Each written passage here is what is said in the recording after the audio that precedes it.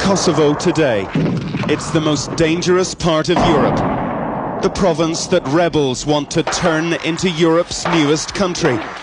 The site of bitter fighting and brutal reprisal by the Serbs who rule it. And this week has been a grim week for Kosovo. For journalists too, Kosovo is a perilous place.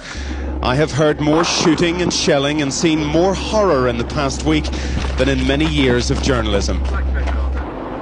I'd never heard of Reçak. Why would you? A tiny village of a few hundred people.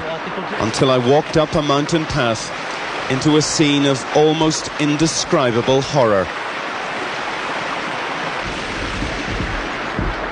But we journalists have to describe it and to show it.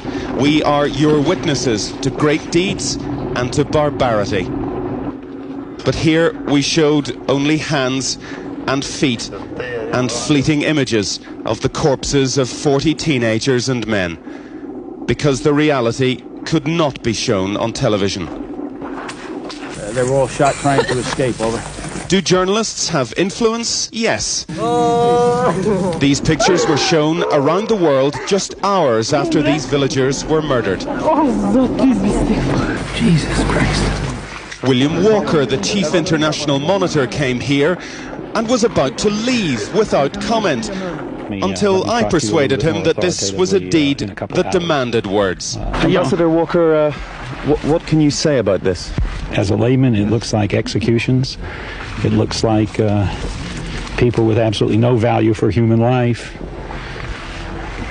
murdering these men who, to me, look like farmers. They look like workmen. They look like villagers. 2 days later, Walker was ordered out of Kosovo. The Serbs said that by blaming them, he'd overstepped the mark. As journalists, we try not to get involved, to remain dispassionate observers. But the following day, when the relatives of the dead went to see their loved ones, how can you fail to be moved, to be influenced by a girl who has lost her father, by these terrible laments?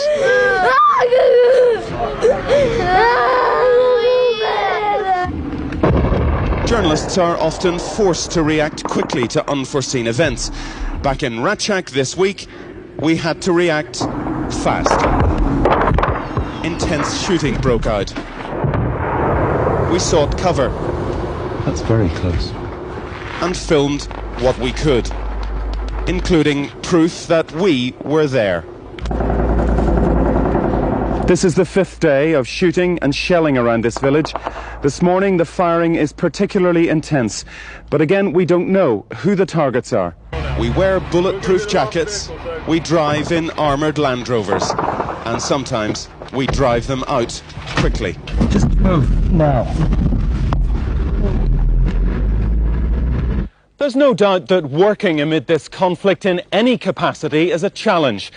As a journalist, how do you tell the truth when it's not just events that are fought over, for example, who burned these buildings, who fired first, who's to blame, but words that are contested? For example, are the people who once controlled this town terrorists, as the authorities would say, or freedom fighters, as the majority here would have it? I prefer the word rebels, because that is factually correct. But how do you remain impartial amid a bitterly divided land? Well, with some difficulty. A situation which is deteriorating by the day. Kosovo is today's Bosnia, a campaign of terror against ethnically different people, a brutal onslaught against political enemies. But this week, for once, the brutality was out in the open. We found it, we could show it, we were there. And that is the best you can expect from a journalist.